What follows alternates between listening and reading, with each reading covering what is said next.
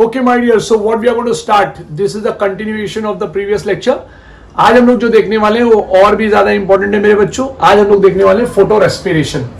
अब आप देख सकते हैं यहाँ पे कि अगर मैं यहाँ पे लिख दूं फोटो रेस्पिरेशन तो मैं यहाँ पे नाम लिखूंगा photosynthetic carbon oxidation cycle. So it is PCOC. PCOP नहीं है, it is PCOC, photosynthetic carbon oxidation cycle. मैंने आपको कल भी कहा था, मतलब पिछले लेक्चर में कहा था मैंने आपको कि if there is carbon dioxide less than 50 ppm, Kelvin cycle will not occur. ppm का मतलब होता है parts per millions, right? If there is very high temperature, that is 25 degree के ऊपर, 25 डिग्री के ऊपर रहेगा तो Kelvin cycle will not occur. Salinity अगर बहुत ज्यादा है तो भी Kelvin cycle will not occur. Salinity मतलब खारापन, right? एंड लाइट इंटेंसिटी अगर बहुत ज्यादा है तो भी कैल्विन साइकिल विल नॉट अकर. आप मेरी बात को समझिए, इट्स वेरी इंपॉर्टेंट. ये चार बातें आपके दिमाग में होनी चाहिए. सो अगर ये होने की वजह से कैल्विन साइकिल विल नॉट अकर तो क्या होगा? तो कैल्विन साइकिल तो होगा लेकिन एक बड़ा अलग तरीके से होगा जिसमें प्लांट का एनर्जी खुद चला जाएगा. And that is what is something called as photo respiration. So here there will be respiration which is going to occur. Now there is an enzyme called as RUBP carboxylase, also termed as ribulose bisphosphate carboxylase oxygenase. This enzyme is a thermolabile in nature क्योंकि Kelvin cycle is what? It is temperature dependent and enzyme controlled reaction. तो ये thermolabile in nature होता है.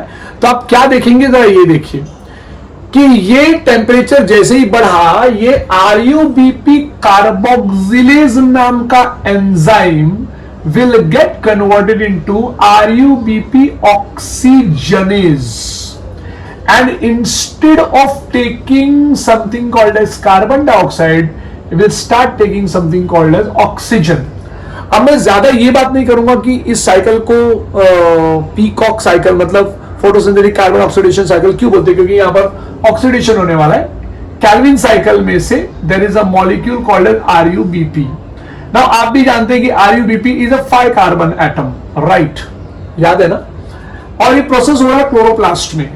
जैसे ही ये reaction occur होगा, what will happen that RUBP molecule will combine with oxygen to form phosphoglycolate. बहुत ही important compound, 2 carbon atom plus एक 3 कार्बन एटम का मॉलिक्यूल पैदा हो जाएगा, दैट इज PGA.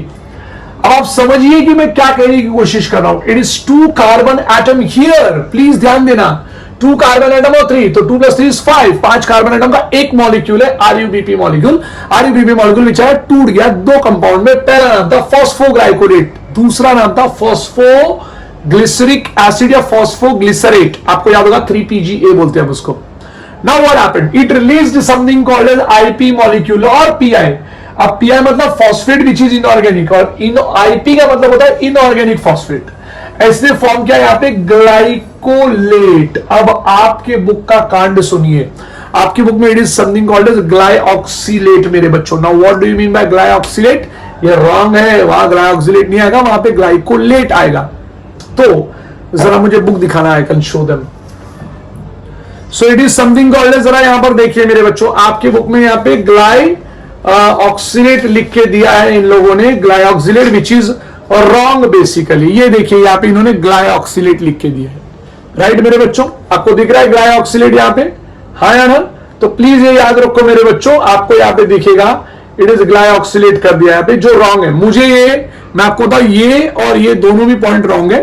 तो यहाँ पे क्या रहेगा आपको मैं बता दूं, it will be something called as, it will be something called as what? यहां पर रहेगा something called as glycolate, क्योंकि फॉस्फोग्लाइकोलेट में से IP मॉलिक्यूल निकल गया तो खाली ग्लाइकोलेट बचे. Glycolate will come to peroxisome. अब ग्लाइकोलेट पेरोक्सीसोम में आया, glycolate will get converted into glyoxylate मेरे बच्चों, बहुत important, and hydrogen peroxide.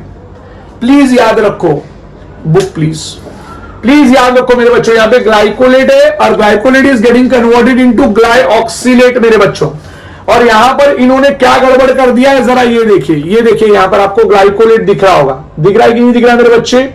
So please याद रखो, यहाँ पे ये जो ग्लाइऑक्सिलेट और ग्लाइऑक्सिलेट है दोनों रॉन्ग है. यहां पे होना चाहिए ग्लाइकोलेट ग्लाइकोलेट, और ग्लाइकोलेट से कन्वर्ट होता है ग्लाइऑक्सिलेट, चेक करके देख लो, ग्लाइकोलेट से गेटिंग कन्वर्टेड टू ग्लाइऑक्सिलेट। और ये क्यों होता है? Because of an enzyme called as glycolate oxidase my dear, please याद रखो मेरे बच्चों, ग्लाइकोलेट ऑक्सीडेज। नाउ तो मैं यहां पे एंजाइम नाम लिख देता हूं, यहां पे इट इज ग्लाइकोलेट ऑक्सीडेज। तो यहां पे ग्लाइकोलेट ऑक्सीडेज ने ग्लाइकोलेट बना दिया।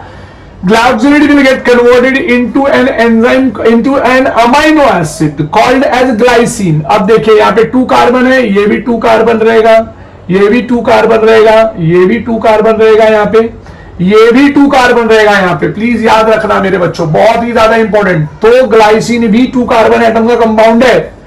Now this glycine comes in something called as mitochondrion, इससे पहले का कारनामा हुआ पेरोक्सिसोम में। Now it is coming in mitochondrion. मेरे बच्चों प्लीज याद रखो, बहुत ही ज्यादा इंपॉर्टेंट फैक्ट है। ग्लाइसिन आ गया, आप यकीन कीजिए यहां पर ये ग्लाइसिन मॉलिक्यूल है, राइट। जैसे ग्लाइसिन मॉलिक्यूल फॉर्म होता है, इसके साथ में यहां से प्रोडक्शन से amino acid is given, I mean देखो ध्यान से देखो, इस अमाइनो एसिड में से ammonia is given out. Please याद रखो what I told. So in from glycine there is a production of ammonia and carbon dioxide. आप यकीन नहीं करेंगे, पूरे रिएक्शन में 25% carbon dioxide is given back मेरे बच्चों in space. 25% of carbon dioxide is given back, और 75% कार्बन डाइऑक्साइड ही use होगा। मैं आपको बता दूं, ये 25% carbon dioxide and ammonia which is given out from glycine. मैं आपको बताऊं, then this glycine gets into serine. लेकिन आप यकीन नहीं करेंगे, 2 ग्लाइसिन मॉलिक्यूल लगता है, तो 2 carbon plus 2 carbon gives you क्या? 3 कार्बन। आप बोलोगे अरे सर 2 + 2 तो 4 होता है, आप क्या 3 बोल रहे हो? अरे बाबू, एक कार्बन डाइऑक्साइड बाहर निकल गया ना, तो एक कार्बन बाहर निकल गया ना, तो 2 + 2 = 3 हो गया ना, क्योंकि एक बाहर निकल गया, राइट। सो यहां पे ग्लाइसिन मॉलिक्यूल, दोनों ग्लाइसिन मॉलिक्यूल में से ammonia will be given out, carbon dioxide will be given out, और तब जाके यहां पे सेरीन नाम का कंपाउंड तैयार होगा। एंड दैट टू यहां पे NAD molecule gets converted to NADH। Please याद रखना, NAD molecule gets converted NADH। अभी NAD प्लस है ये, तो एक इलेक्ट्रॉन मिला होगा और ये NADH बन गया होगा, ये आप याद रखेंगे। बट सेरीन फॉर्म हो गया यहां पे। Now this serine it enters into peroxisome. देखो ये जा रहा है यहां पे, serine entered into peroxisome. As soon as serine entered into peroxisome, serine got converted into hydroxypyruvate नाम का compound, and this hydroxypyruvate further gets into glycerate नाम का कंपाउंड, where मैं वापस क्या बोल रहा हूं, ध्यान से सुनना, NADH molecule got converted to NAD+।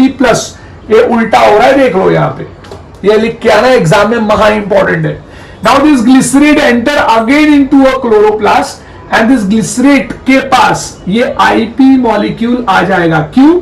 क्योंकि ATP molecule will be broken. यही एटीपी मॉलिक्यूल किसका है? ये एटीपी मॉलिक्यूल साइक्लिक और नॉन साइक्लिक फॉस्फोराइलेशन का है, और वहां का एटीपी मॉलिक्यूल रेस्पिरेशन के लिए यूज किया गया है, इसलिए क्योंकि वो लाइट रिएक्शन से था, इसलिए उसका नाम पड़ा फोटो, और यहां पे हुआ क्या? Respiration. So it is photo respiration my dear. So glycerate नाम का molecule combined with IP. IP कहां से आया? It came from ATP breakdown which into something called ADP and IP. Now it got into PGA, phosphoglycerate या phosphoglyceric acid, and then it enters into Calvin cycle, and then there is a production of glucose molecule। मतलब Calvin cycle होगा, लेकिन इतना बड़ा रास्ता लग गया, उसके बाद कैल्विन साइकिल होगा। वो अपना RUBP बैठा था, कौवे ने मारी टोपी, कीटो पहन के भागा, बन गया वो पगा, बन गया वो मंत्री पगा, बन गया वो पागल, पागल गिरा धप से, दोनों में हो गई दोस्ती, दोनों ने गाया गाना, फ्रक्टोज फ्रक्टोज ग्लूकोज ग्लूकोज, एक्सर सर बोलो एक्सर sir, E for erythrose, X for xylulose, R for ribose, S for septulose, rum पी के टाइट, फिर मिली एनर्जी, बन गया वो RUBP। याद करके रखना।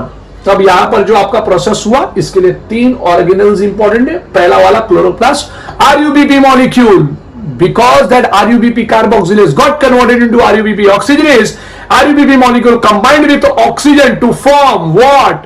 Phosphoglycolate and phosphoglyceric acid, Phosphoglycolate released IP molecule. It got converted into glycolate. Glycolate entered into something called as peroxisome. Now this glycolate underwent a reaction in the presence of enzyme glycolate oxidase. It got converted into glyoxylate plus H2O2 hydrogen peroxide, or glyoxylate got converted into glycine.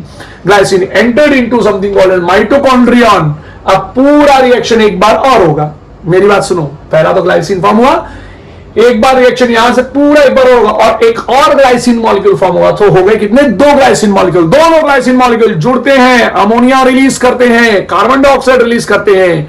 2 + 2 = 3 दिखता है क्योंकि एक carbon dioxide बाहर निकल गया. Now यहां पे NAD molecule gets into NADH. शब्द याद रहे. Now there is a formation of serine took place.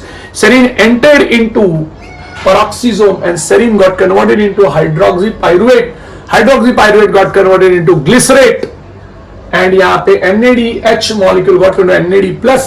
Glycerate entered into chloroplast and glycerate absorbed IP molecule. लेकिन वो IP molecule आया कहां से? वो IP molecule आया ATP molecule से. और ATP molecule कहां से आया था? लाइट रिएक्शन से. लाइट रिएक्शन मतलब फोटॉन्स का यूज हुआ, इसलिए फोटो हुआ यहाँ पे रेस्पिरेशन. सो यहाँ पे फॉस्फोग्लिसरेट मॉलिक्यूल फॉर्म हुआ और phosphoglycerate molecule entered into Calvin cycle. Calvin cycle and Calvin cycle give rise to something called as glucose. मेरा बच्चा, अब मैं आपको बताना चाहूंगा कि बेसिकली ये लाइट रिएक्शन और डार्क रिएक्शन में हुआ क्या चीज. देखिए मेरी बात सुनिए. Calvin cycle regenerates ADP and NADP molecule. देखिए light reaction it formed ATP molecule and NADPH2 molecule, right. अब उस लाइट रिएक्शन ने आपको एटीपी और NADPH2 मॉलिक्यूल दे दिया, आपको मतलब डार्क रिएक्शन को.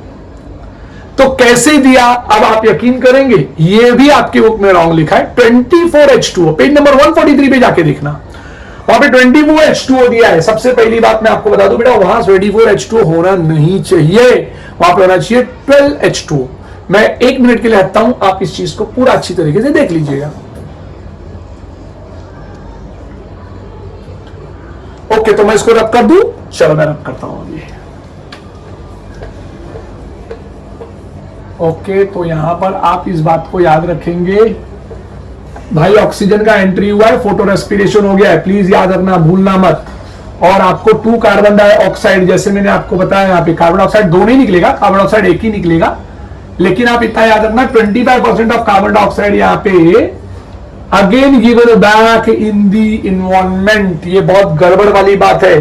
प्लांट से और वो भी कार्बन डाइऑक्साइड निकलना चाहिए, ऐसा होना नहीं चाहिए. लेकिन अगर तुमने कभी किसी को बोल दिया कि भाई देखो प्लांट से कार्बन डाइऑक्साइड निकल रहा है, तो वो सच बात हो जाएगा. कब? लेकिन जब होगा फोटो रेस्पिरेशन तब.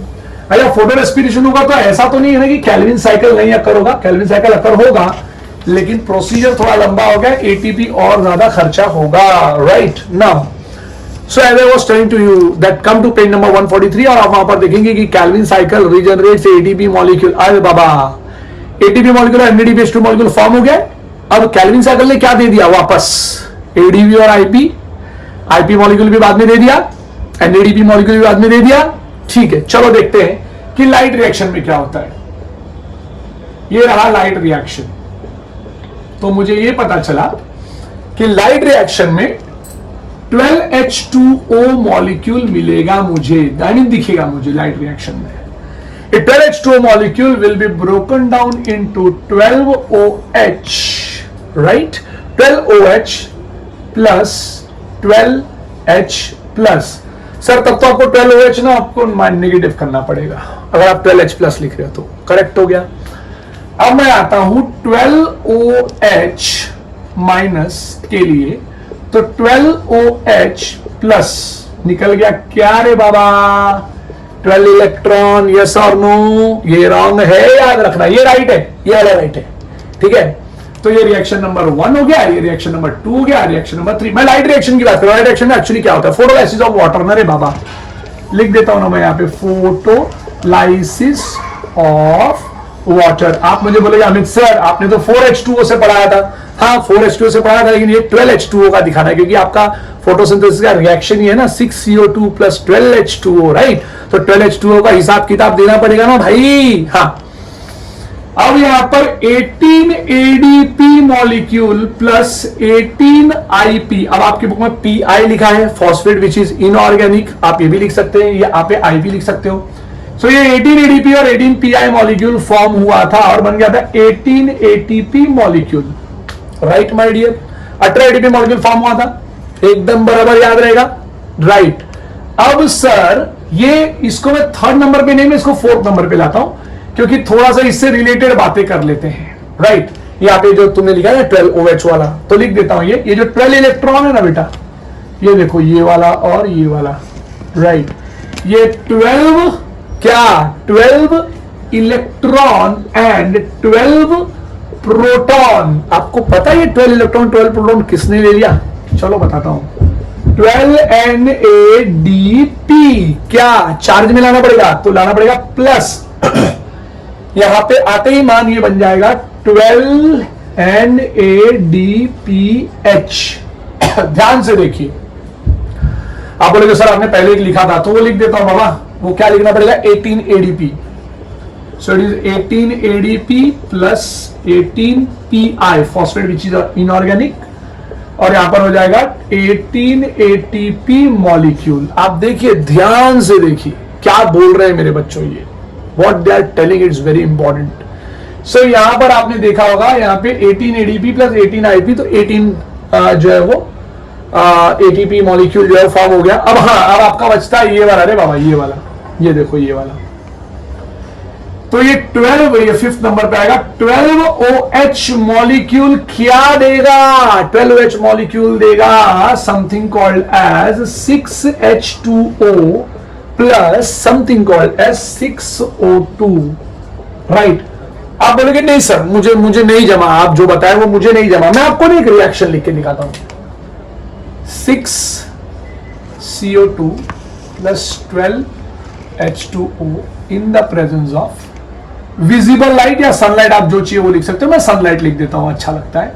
आप विजिबल लाइट भी लिख सकते हैं। Chlorophyll A gives you C6H12O6 plus 6H2O plus 6O2। अच्छा, इतना तो मानते हो कि ये रिएक्शन है ऊपर वाला, राइट? इतना मानते हो कि नहीं मानते हो? चलो ठीक है, ये तुमने मान लिया, तो मैं आगे बढ़ता हूं। मुझे ना इससे कोई मतलब नहीं है अभी, नाइदर मुझे इससे कोई मतलब है, मुझे मतलब है सिर्फ इससे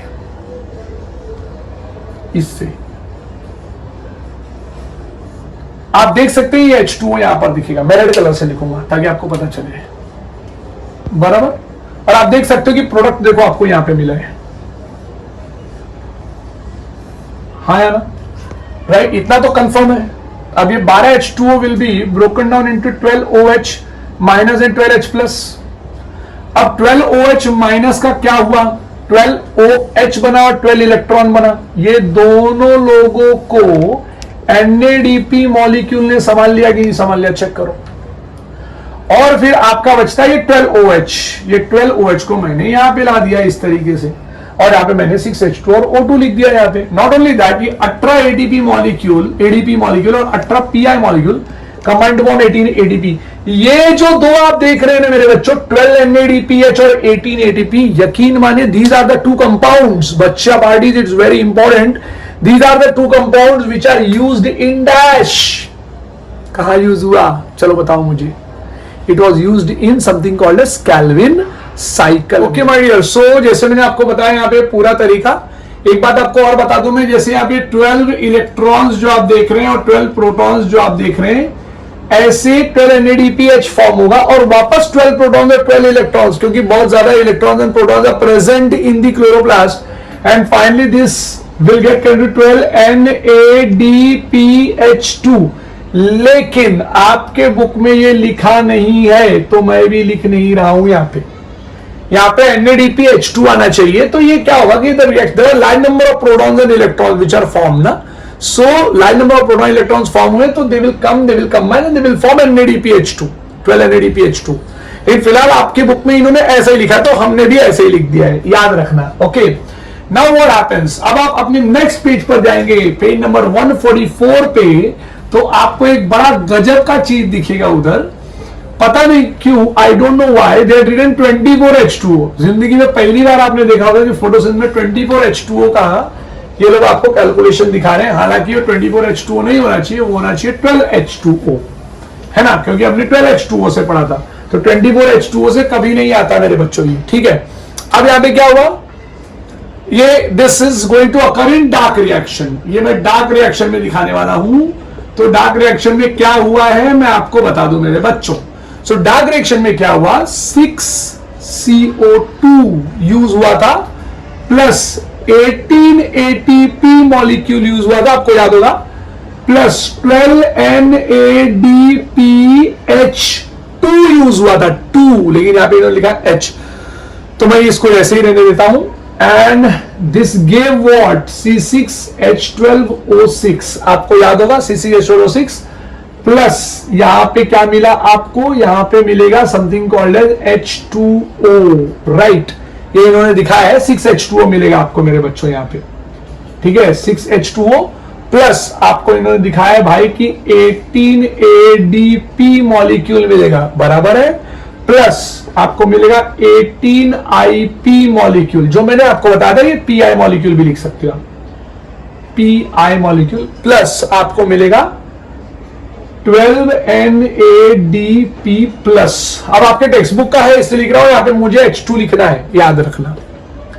आपके बुक में लिखा है तो अब मैं क्या कर सकता हूं, लाइट रिएक्शन का नंबर 1 और डार्क रिएक्शन का नंबर 2 को उन्होंने कर दिया प्लस कर दिया, तो आंसर आना चाहिए 6CO2 प्लस 12H2O। 24H2O थोड़ी आता है, 12H2O in the presence of light and chlorophyll A, right, है ना, gives you what, C6H12O6 plus क्या आएगा आपको, प्लस आएगा आपका 6H2O प्लस क्या 6O2। तो ये थोड़ा गड़बड़ी उन्होंने किया है, थोड़ा सा हैंडल कर लेना मेरे बच्चों, ठीक है ना। अब मैं आपके सामने चालू कर ये प्लीज आप देखिए, ये बहुत इंपॉर्टेंट है, प्लीज आप देखिए इसको, इट्स वेरी इंपॉर्टेंट। ये कैलकुलेशन आपको समझ में आना चाहिए, ठीक है मेरे बच्चों। अब मैं क्या बोल रहा हूं, जरा मेरी बात ध्यान से सुनना कि मैं क्या बोल रहा हूं, बहुत ही important point. Now we are going to start with something called as C4 pathway. Now what do you mean by the word C4 pathway? मैंने आपको बताया था Calvin cycle does not occur, कब चलो बताओ मुझे। 4 केसेस आएंगे, high light intensity, right, high temperature मतलब मोर देन 25 डिग्री सेल्सियस के ऊपर गया तो मैं मतलब कैल्विन साइकिल काम करेगा नहीं। मेरी बात याद रख लो, महा इंपॉर्टेंट पॉइंट है, इस पॉइंट को भूलना नहीं, ठीक है। सो माय क्वेश्चन वाज कि भाई काम करेगा क्या, नहीं काम करेगा। मैं कौन, कैल्विन साइकिल कब काम नहीं करेगा, मैं काम तब नहीं करेगा जब हाई टेम्परेचर होगा, more than 25 degree Celsius, salinity high होगा, आई विल नॉट वर्क, ठीक है, सैलिनिटी हाई, नो वर्क, मतलब no Calvin cycle, no glucose formation. Third important point, carbon dioxide should be should be more than 50 ppm, less नहीं, more than 50 ppm। अगर less than 50 ppm रहा मैं काम नहीं करूंगा। और हाईलाइट इंटेंसिटी, वापस बोलता हूं, हाईलाइट इंटेंसिटी 50 ppm तक कार्बन डाइऑक्साइड चाहिए, 50 पार्ट्स पर मिलियन तक कार्बन डाइऑक्साइड चाहिए, ठीक है। लो लाइट इंटेंसिटी चाहिए मुझे, सॉरी, लो लाइट इंटेंसिटी में मैं काम करूंगा, हाईलाइट इंटेंसिटी में मैं काम नहीं करूंगा, right. Calvin cycle will not occur कब, high light intensity, point number 1। Carbon dioxide less than 50 ppm रहा, नो वर्क, राइट। तीसरा इंपॉर्टेंट पॉइंट, वहां पर सैलिनिटी ज्यादा नहीं होनी चाहिए, सैलिनिटी हुआ तो प्रॉब्लम क्रिएट होगा, आई विल नॉट वर्क, आई मतलब kelvin cycle will not work, समझ में आया। और टेम्परेचर 25 डिग्री के ऊपर नहीं होना चाहिए। ये सारे पॉइंट्स आपको याद रखना होगा। Now we are going to start with something called as C4 pathway. C4 pathway का दूसरा नाम होता है Hatch, Slack and Kortschak. Please याद रखो, ये नाम बहुत प्यारा सा नाम है, हैच, श्लैक एंड कॉर्ट्सचैक। ये 3 नाम है, 3 जर्मन साइंटिस्ट है। Hatch, Slack and Kortschak pathway बोलते हैं हम इसको, ठीक है। It is also termed as HSK pathway, ठीक है, सो HSK पाथवे बोलते हैं, नया नाम है, बहुत इंपॉर्टेंट है, C4 pathway, HSK pathway, right. Now what happened my dear, अब यहां पर एक बहुत ही इंपॉर्टेंट पॉइंट आ गया। इसका जो पॉइंट था, ये वो कहते थे कि बाबा ये जो साइकिल है ना मेरे बच्चे, इसका आइडिया देने वाले अंकल का नाम था कार्पिलव, लिख देता हूं यहां पे, KARPILOV। Karpilov was a scientist who give an idea कि भाई ऐसा कुछ होता रहेगा, मुझे ऐसा लगता है कि ऐसा कुछ होता रहेगा। तो कार्पिलव ने ये आइडिया दे दिया, C4 पाथवे तैयार हो गया, एशलैक-कोर्सचैक पाथवे बन गया। अब पॉइंट ये हुआ कि ये क्या है, क्यों अकर हो रहा है, तो पता चला कि जब कैल्विन साइकिल नहीं अकर होता है ना कुछ प्लांट में, तो कुछ प्लांट ने अपने आप को क्या कर लिया, अडैप्ट किया my dear, they started adapting themself and instead of, ये 1966 की बात है, 1966 की बात है कि हैशलैक एंड कोर्सचैक ने, हैच और श्लैक ने, दोनों ने मिलके, और फिर कोर्सचैक भी आ गए, दोनों ने मिलके ये साइकिल को प्रूफ कर दिया कि भाई देखो ये साइकिल अकर होता है, राइट ना मेरे बच्चों। तो ये यहां पर पता चला कि C4 प्लांट्स का नाम जाना उन्होंने बोला, एक दुनिया में होता है C3 प्लांट जो तब काम करता है जब 20 degree Celsius to 25 degree Celsius होता है, ये है C3 प्लांट जिसकी मैं बात कर रहा हूं। और एक होता है C4 प्लांट जो 30 डिग्री सेल्सियस से लेके 45 डिग्री सेल्सियस तक काम कर सकता है, इसका नाम रख दिया इन्होंने C4 plant. So this was nothing but the adaptation, my dear, in tropical areas. Tropical मतलब dry area, ठीक है, dry area, dry and hot region में और सब tropical region में C4 plant distributed है। C4 plants are the type of a plant, they are the adaptation, they had showed adaptation by performing C4 pathway. So what is C4 pathway? C4 pathway is a type of a pathway जहां पर first stable compound will be containing 4 carbon atom, पहला stable compound 4 carbon atom, और ये जो पैदा हुआ है ना ये एडाप्टेशन के फॉर्म में आया है। हर बार C3 पाथवे का नाटक, 25 डिग्री सेल्सियस के बाद काम नहीं करूंगा, सैलिनिटी रहेगा तो काम नहीं करूंगा, हाई लाइट इंटेंसिटी रहेगा तो काम नहीं करूंगा, कार्बन डाइऑक्साइड 50 ppm के नीचे रहेगा तो काम नहीं करूंगा। ये क्या बोलता है, सर आप है ना मेरे को टेम्परेचर दे दो 30 to 45, मैं काम करूंगा, हाई लाइट इंटेंसिटी रहेगा मैं काम कर लूंगा सर, ये ऐसा बोलता है, गॉड को बोला उसने। तीसरा पॉइंट 2 ppm कार्बन डाइऑक्साइड रहेगा ना तो भी मैं काम करूंगा, 2 ppm कार्बन डाइऑक्साइड, मैं मतलब कौन, C4 पाथवे।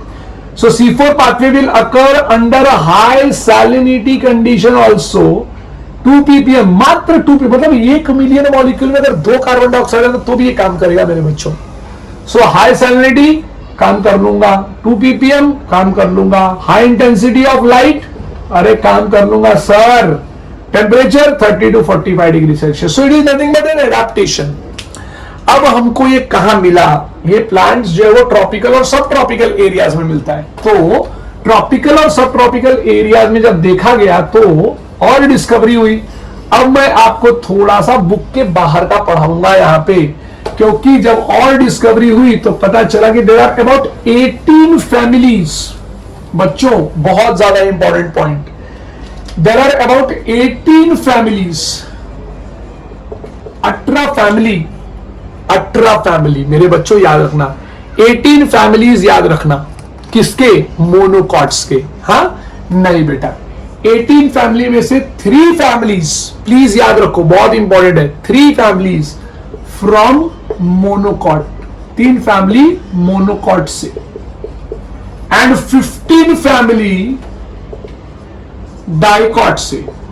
डाइकॉटिलिडॉन में कुछ 15 फैमिलीज है मेरे बच्चे, ये सारे के सारे 15 फैमिलीज में से जैसे सबसे पहला नाम होगा एमरंथेसी, एमरंथेसी नाम का एक प्लांट है, मतलब फैमिली है, उसके अंदर एमरंथस नाम का प्लांट है। तो यहाँ पे देखा गया 900 नोन स्पीशीज मेरे बच्चों, there are more than 900 known species which perform this cycle, 900 known species, please याद रखो 900 known species हैं जो ये साइकिल परफॉर्म करते हैं, बहुत ही ज्यादा इंपॉर्टेंट। 900 कितने मेरे बच्चे, 900 known species they perform something called this cycle। अब पॉइंट क्या आ गया मेरे बच्चों मालूम है क्या, अब आ गया एक नया कॉन्सेप्ट बेटा, कि इसके अंदर ऐसा क्या खास बात है कि ये कारनामा हुआ। तो देखा गया तो बहुत कुछ पता चला। क्या पता चला? ये 900 नोन स्पीशीज में से जब देखा गया तो इनके अंदर कुछ बातें बहुत कॉमन थी। अब मैं उस बात को दो पार्ट में डिवाइड करके बताऊंगा आपके लिए। पहला मैं आपको बताऊंगा something called as anatomical features. Now what is anatomical features? अगर लिख देता हूं यहां पे एनाटॉमिकल फीचर्स, तो कौन कौन से एनाटॉमिकल फीचर्स की मैं बात कर रहा हूं? तो पता चला मुझे, पहला बात तो ये कि अगर आपने इसके लीफ का सेक्शन लिया ना मेरे बच्चे, तो क्या देखोगे मालूम है आप?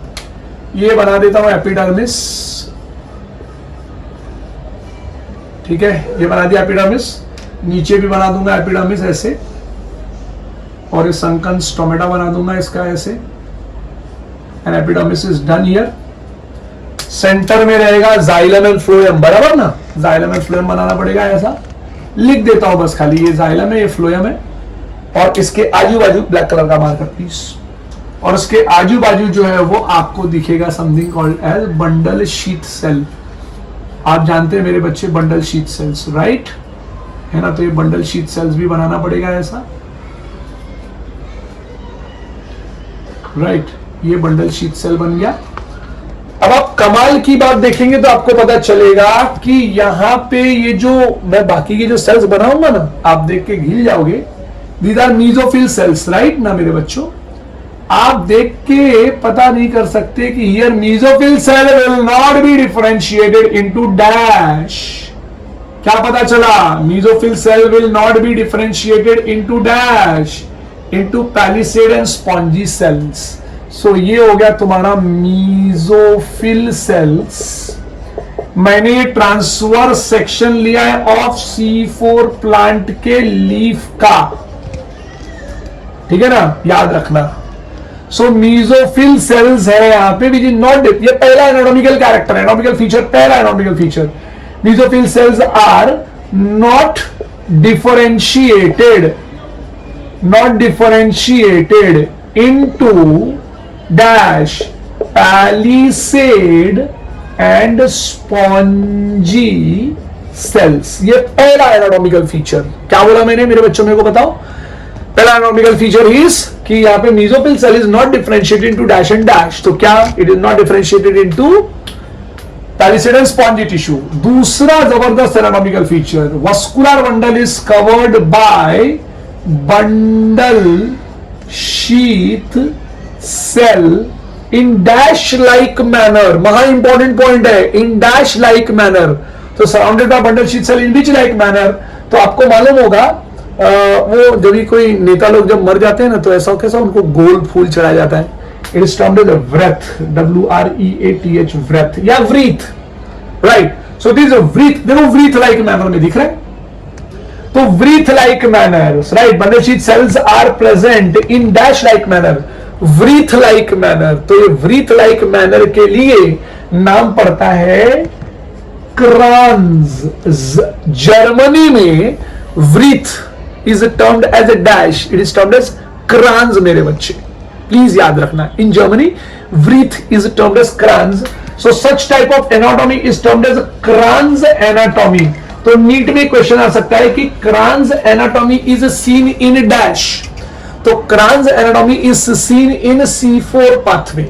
ये दूसरा जबरदस्त कैरेक्टरिस्टिक। चलो, पहला जबरदस्त कैरेक्टरिस्टिक है, what is the first anatomical feature? Mesophyll cells are not differentiated into palisade and spongy tissues और सेल्स।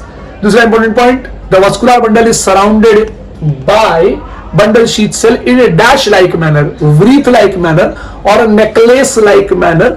तो नेकलेस लाइक मैनर या व्रीथ लाइक मैनर, व्रीथ को जर्मनी में कहते हैं क्रांस, क्योंकि जर्मन साइंटिस्ट थे कौन, ये हैचलैक और कॉट्सचैक। तो इसलिए जो है वो it became something called as Kranz anatomy. Number 3, bundle sheath cell। जैसे मैंने आपको बताया मेरे बच्चे, bundle sheath cells here are chlorine-chimatous in nature। बड़ा गजब का बात है यार, they are chlorine-chimatous in nature। ये थर्ड कैरेक्टरिस्टिक। अब अंदर के लोगों को chlorine-chimatous नहीं होना चाहिए था, बट है तो है, हम क्या करें, याद रखना पड़ेगा। bundle sheath cells are dash they are chlorenchymatous in nature, और ये लोग भी तो क्लोरीन काइमेटस ही है, तो सबको ऐसा ऐसा करना पड़ेगा ना भाई सब। लेकिन बंडल शीट क्लोरीन काइमेटस है, ये नहीं होना चाहिए था, ठीक है, बट है तो है, अभी क्या कर सकते हैं। So bundle sheets are chlorenchymatous in nature. Fourth important point, बहुत ही इंपॉर्टेंट पॉइंट है, anatomical feature that each and every, गजब का बात है, each and every cell is connected with a cytoplasmic bridge called as plasmodesmata. ये भी बहुत, ये फोर्थ पॉइंट है। तो थर्ड पॉइंट क्या था मेरे बच्चों? थर्ड पॉइंट ये था, थर्ड पॉइंट था कि something called as a chloroplast रहेगा यहाँ पे मेरे बच्चों, यहाँ पे रहेगा क्लोरोप्लास्ट, ठीक है, मतलब क्लोरीन काइमेटस रहेंगे bundle sheet cells. Fourth important point, हमारा पहला इंपॉर्टेंट पॉइंट था mesophyll cell is not differentiated into palisade and spongy tissue. Second important point था bundle sheet cells surrounds vascular bundle in wreath like manner, it is also termed as Kranz anatomy. और fourth और third point था कि bundle sheet cells contains chloroplast, right, they are chlorenchymatous in nature. And the last point was is something called as plasmodesmata. तो ये जो मैंने अभी आपको बताया है बच्चों, ये जो चीज है, this is something called as क्या? This is something called as anatomical feature.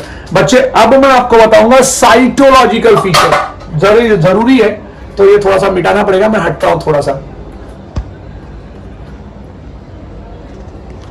ठीक है। तो यहां पर इस तरीके से मिटा देता हूं अभी मैं इसको।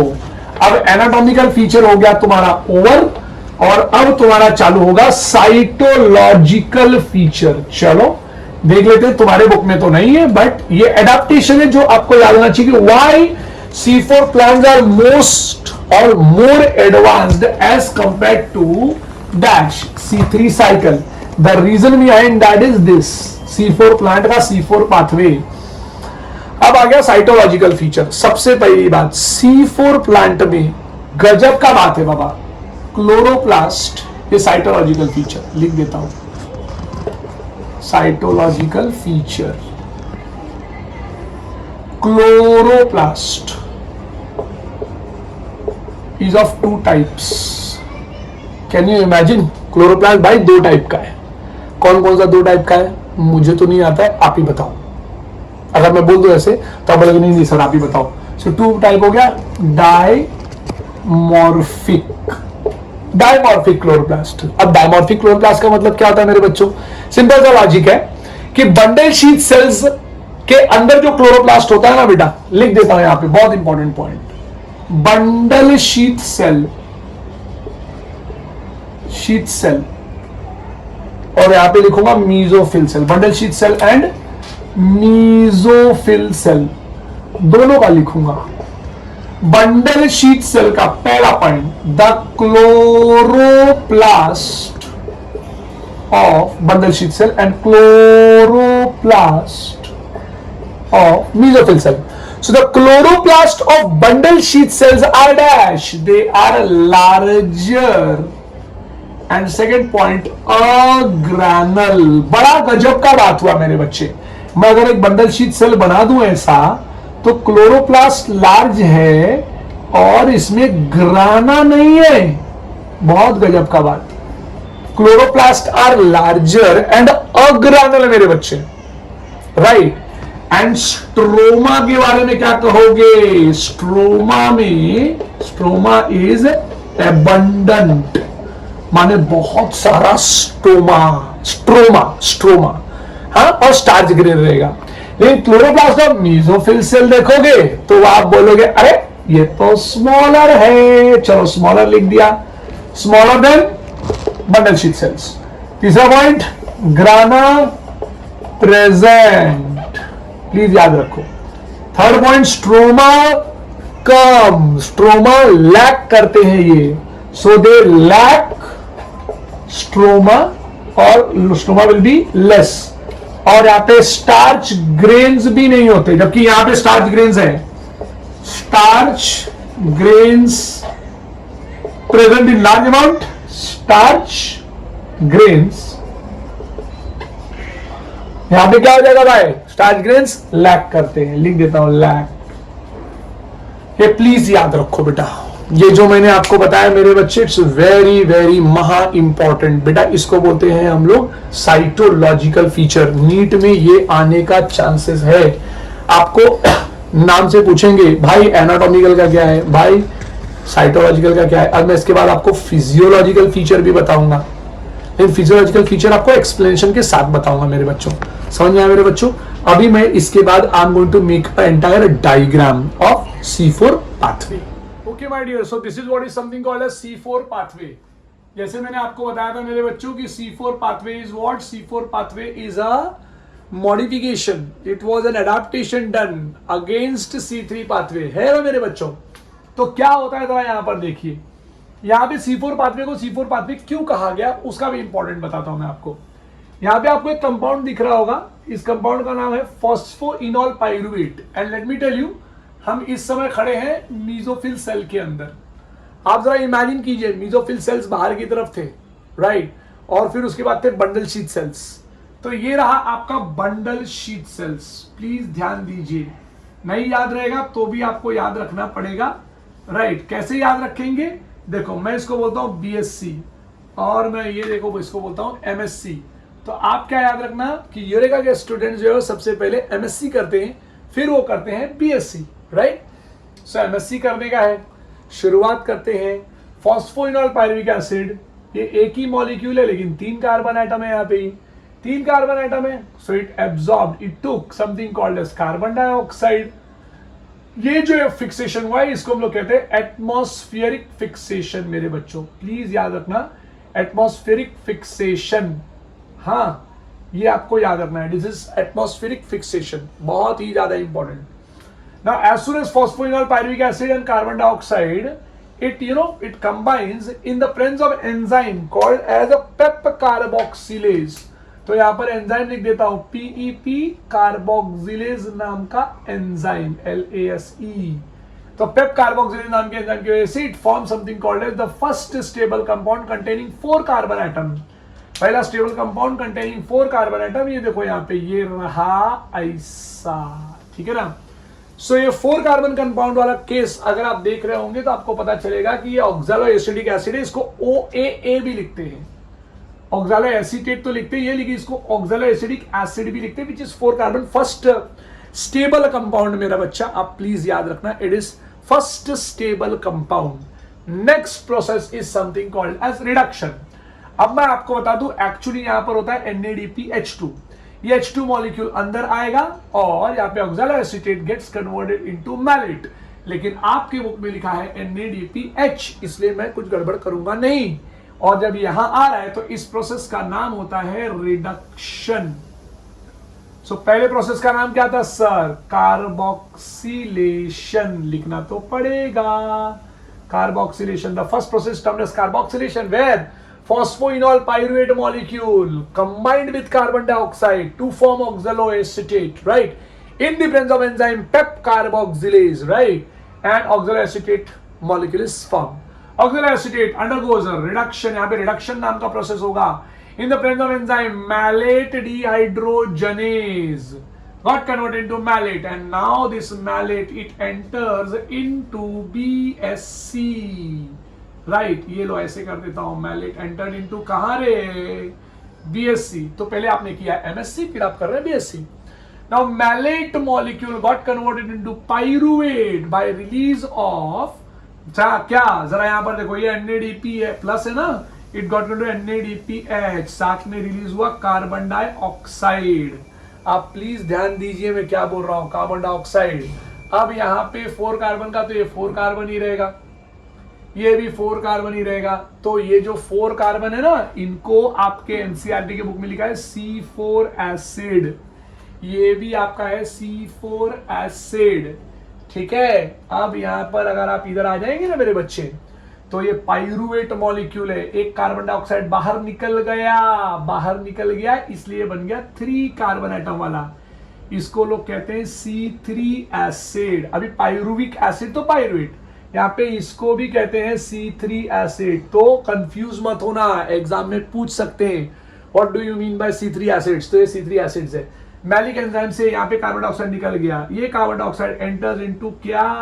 कैल्विन साइकिल, और यहां पे हुआ metabolic fixation of carbon dioxide. बहुत ज्यादा important, metabolic fixation of carbon dioxide kelvin cycle में दिख रहा है, राइट। ये घुस जाएगा कैल्विन साइकिल में, और Calvin cycle will produce something called as glucose molecule. तो लोग क्वेश्चन पूछते हैं, glucose molecule is produced in which cell, bundle sheath cell और mesophyll cell.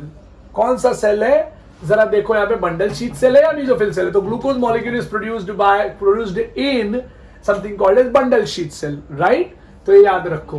Not only that, ये पायरुवेट मॉलिक्यूल जो आपको दिख रहा है यहाँ पे, this pyruvate molecule C3 acid now again enters into something called as what, something called as mesophyll cell।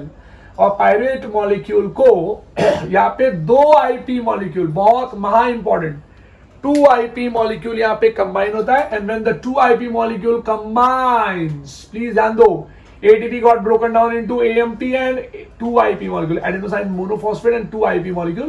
This 2 IP molecule combined with what? With pyruvate। मेरे बच्चे यहाँ पे पायरुवेट आया ना, यहाँ पे पायरुवेट आता है। Pyruvate molecule combined with this 2 IP molecule got converted to phosphoenol pyruvate in the presence of enzyme। यहाँ पे पायरुवेट फॉस्फेट डाइकाइनेज, क्योंकि 2 IP मॉलिक्यूल आया ना, तो डाइकाइनेज। प्लीज याद रखो। इसको कैसे याद रख सकते हैं? पेप्पा। अब इसको हम लोग नाम देते हैं पेप्पा, क्योंकि फॉस्फोइनॉल पायरुविक एसिड भी बोलते हैं इसको। तो पेप्पा चुपचाप बैठा था, कौवे ने मारी टोपी, पेप्पा बोला ओवा माँ। इसको मैलिक एसिड भी बोलते हैं, तो माँ नाम याद रखो। पेप्पा बोला ओवा माँ, माँ गई BSc करने। मम्मी छोटी है तो मम्मी BSc करेगी, पापा बड़े हैं, पापा मतलब पायरुविक एसिड, पायरुविक एसिड, ये MSc करेंगे, पापा MSc करेंगे, मम्मा BSc करेगी, याद रखना। सो पेप्पा चुपचाप, phosphoenol pyruvic acid, phosphoenol pyruvic acid को फॉस्फोइनॉल पायरुवेट भी बोलते हैं। पेप्पा चुपचाप बैठा था, कौवे ने मारी टोपी, पेप्पा बोला ओवा माँ, माँ गई BSc करने, माँ ने दिया हाइड्रोजन, माँ ने हाइड्रोजन दे दिया, देखो माँ ने दिया हाइड्रोजन, माँ ने दिया CO2, बाबा रे बाबा याद रखने का, माँ ने दिया हाइड्रोजन, माँ ने दिया CO2, माँ बन गए पा, माँ बन गए क्या? पा गए MSc करने, पा को मिली एनर्जी, पा को क्या मिला रे? एनर्जी। पा गए MSc करने, पा को मिली एनर्जी, पा बन गए पेप्पा। अब मैं बोल के दिखाता हूं। पेप्पा चुपचाप बैठा था, कौवे ने मारी टोपी, पेप्पा बोला ओवा माँ, माँ गई BSc करने, माँ ने दिया हाइड्रोजन, माँ ने दिया CO2, माँ बन गए पा गए MSc करने, पा को मिली एनर्जी, पा बन गए पेप्पा। This is something called as C4 pathway my dear. और अगले लेक्चर में हम लोग शुरू करेंगे कैम पाथवे, और उसके बाद है फैक्टर्स, और फिर चैप्टर खत्म। So thank you to all of you all my dear, have a good day.